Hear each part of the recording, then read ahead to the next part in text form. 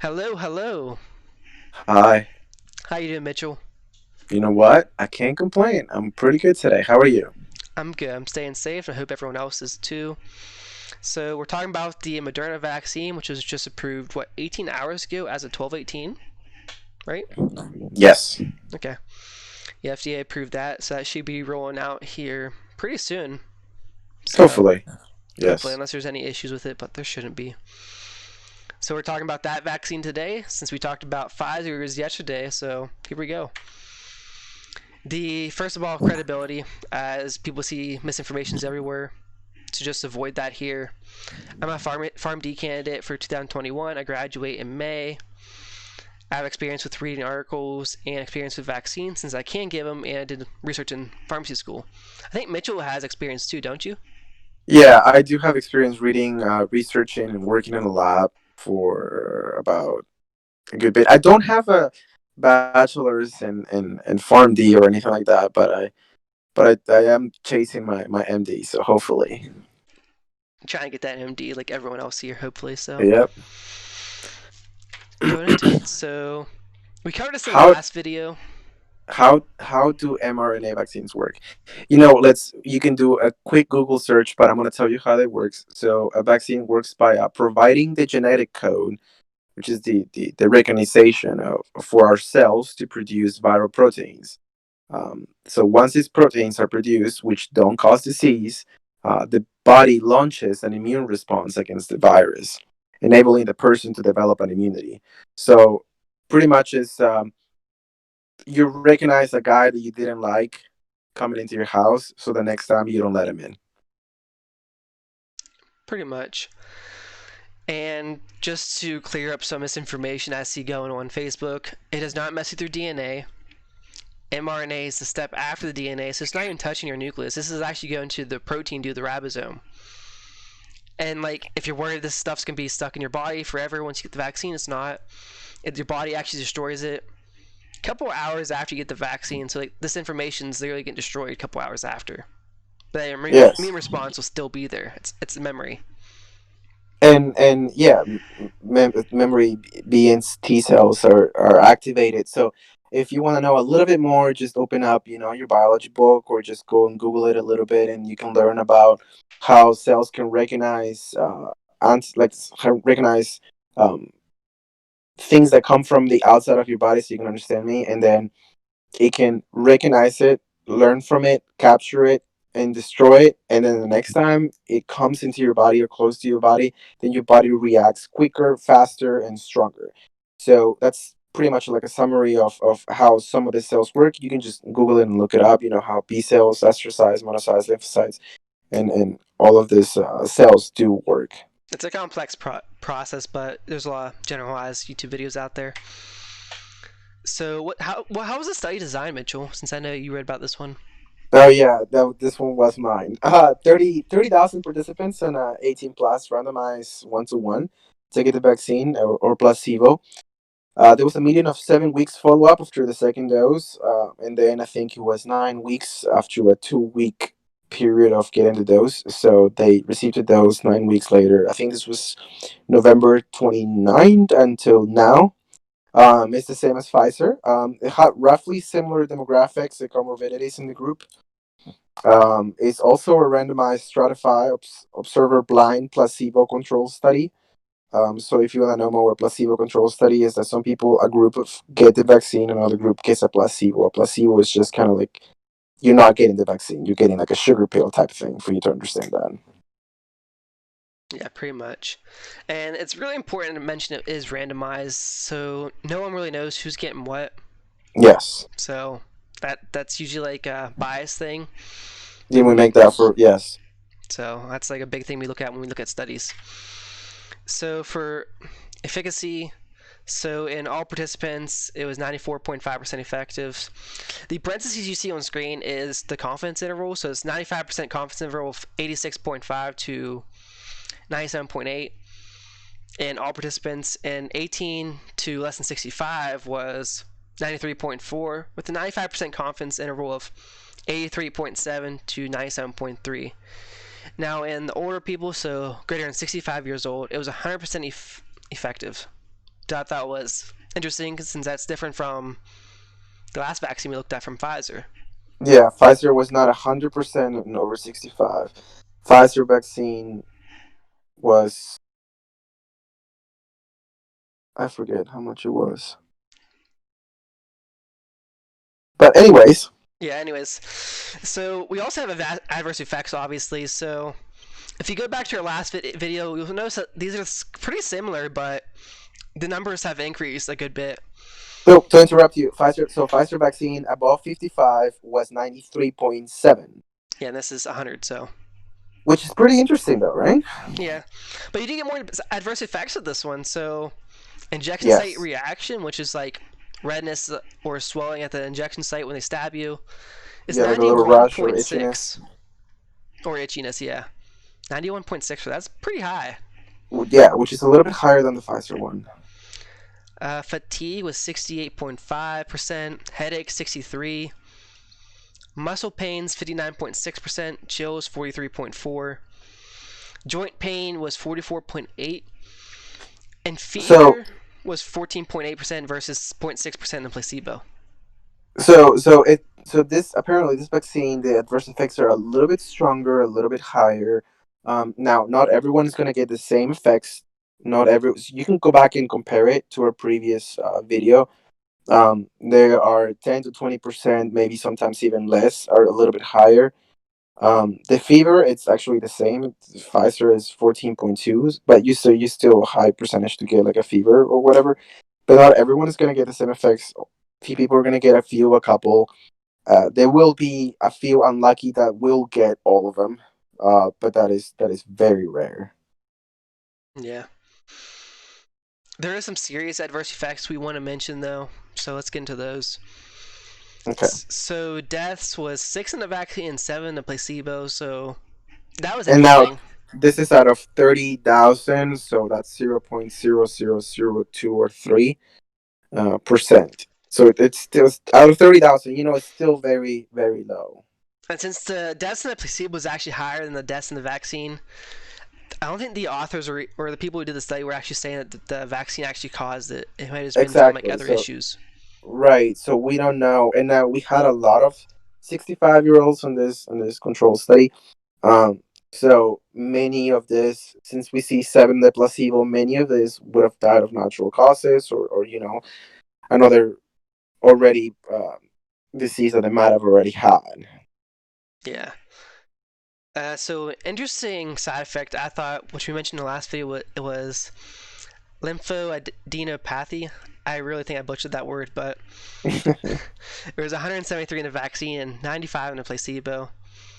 I'm pretty sure this is increased from the Pfizer vaccine. Yes, yes, that is an increase from the Pfizer vaccine. And myocardial infarctions, I did not see in the The Pfizer, Pfizer's. the Pfizer vaccine, the lymphadenopathy was 64 and 6 in the placebo. Yeah, so it's a More, lot more of those. a lot more. It's 174 for the Pfizer, for the Moderna. Sorry, Yeah, 173. it's just a lot more. But then again, you're looking at 30,000 people, so 173 out of 30,000 people. They'd be like 0.0010, three zeros and a 10, or three zeros and a 9 in between. But now, lymphadenopathy is an infection, so it's a disease that is caused by microorganisms that invade the tissue. Um, it's The way to examine it is like an upper respiratory tract infection, pharyngitis, conjunctivitis, stuff like that. So we don't know.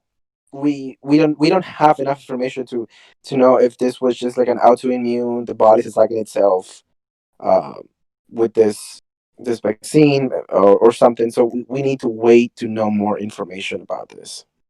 Yeah. The myocardial infarction I thought was interesting, didn't you? With 5 in the Yeah, vaccine and 3 in the which placebo? is so myocardial infarction is just another term for heart attack. Yes, it is. It is quite interesting to hear about this. There's five out of three, five in the vaccine and three out of the placebo. That means out of 30,000, that is 0.3 zeros and a two, which is pretty low. This could be, myocardial infarction could be for a lot of things.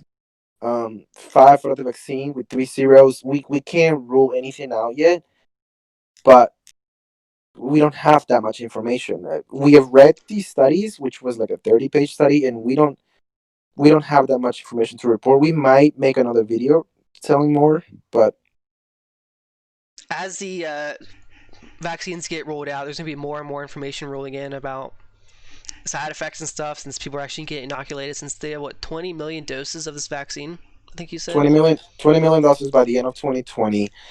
We don't know how many million doses will. However, the good thing about this vaccine is that this vaccine does not need to be refrigerated as like completely like frozen, like 95 minus 95. As Pfizer, this is like minus 15. Which is a lot Um, easier than. so it's a lot easier, and that means third world countries will buy this vaccine.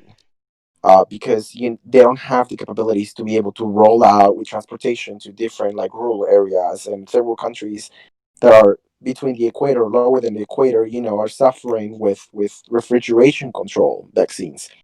So this will be rolling out for third world countries. However, I just read in the news, Zach, third world countries might not get full this vaccine might not get them until 2023, 2024, because first world countries have been buying doses, and third world countries can only get up to 10 million a year or 50 million a year, and we're talking about like that's a lot of them, and that it's really annoying, it's really sad, and it's really just stressful to hear that you're gonna have this vaccine, you're gonna be traveling, you're gonna be going to third world countries between 2021 and 2024, and some of these people will not have the vaccine. So you're still gonna see people wearing masks, social distancing. So it's not gonna be the same. So please bear in mind when you do that.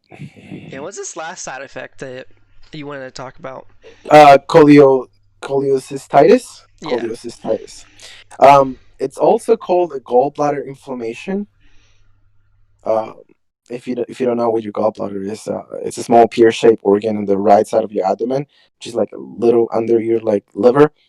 The gallbladder holds the digestive fluid to for your like the bile for your small intestine.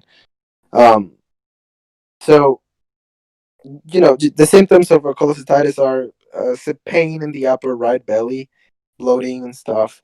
But the treatments are self care, IV fluids, so it's small medications like penicillin and some antibiotics.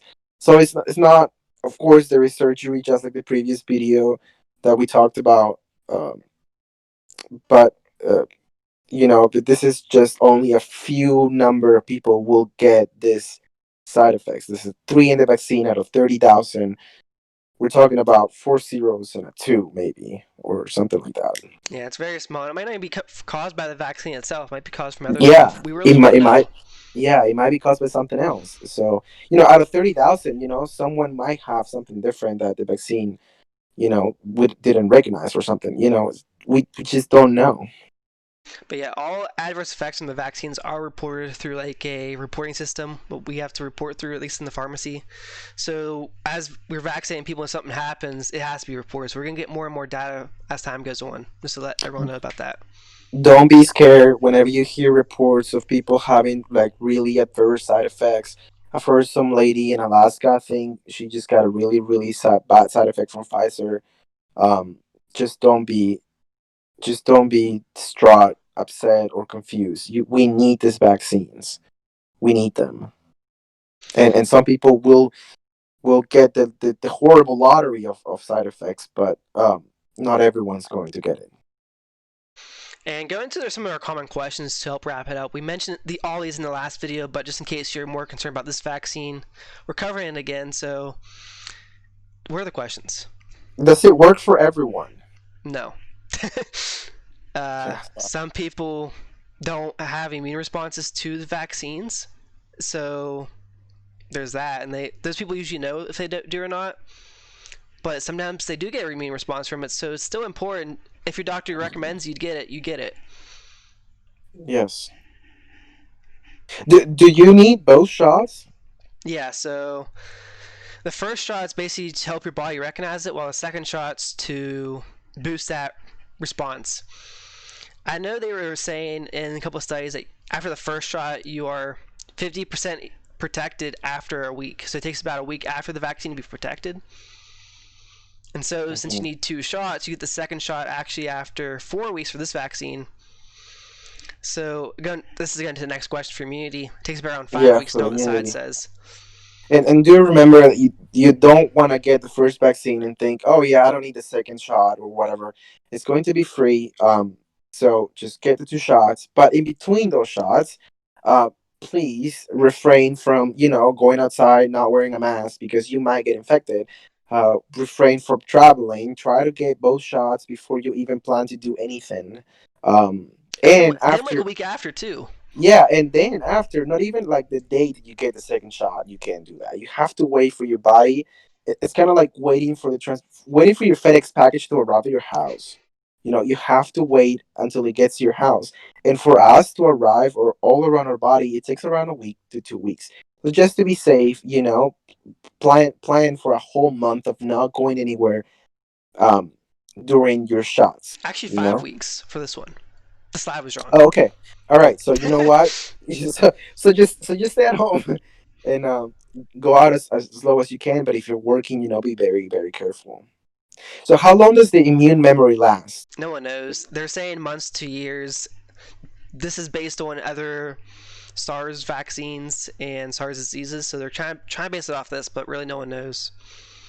So And the reason that no one knows is because science is developing, and science is not concrete. We learn as we go, and we get better at it. So just keep that in mind. and not to scare anyone, but there's also a chance that this could mutate, like kind of like the flu does every year, where you need a different strain of the vaccine to be effective. That could be the Mhm. case in here, but that's not confirmed or denied by anyone yet. But that could be the case. Will the vaccine be free, Zach? Yeah, so it's gonna be free for Americans. They're Yes. charging insurance companies, and if you don't have insurance, they're gonna dip into the federal funds to make sure you get the vaccine. So if don't have insurance, you're safe still. Now, we don't know. I don't think that vaccines will be available for undocumented people or DACA recipients. Um, but if you're an American or resident, you will get this vaccine. Does this vaccine stop the spread of the virus? We don't know. So if you get the vaccine, but you've been exposed to something, can you still spread it?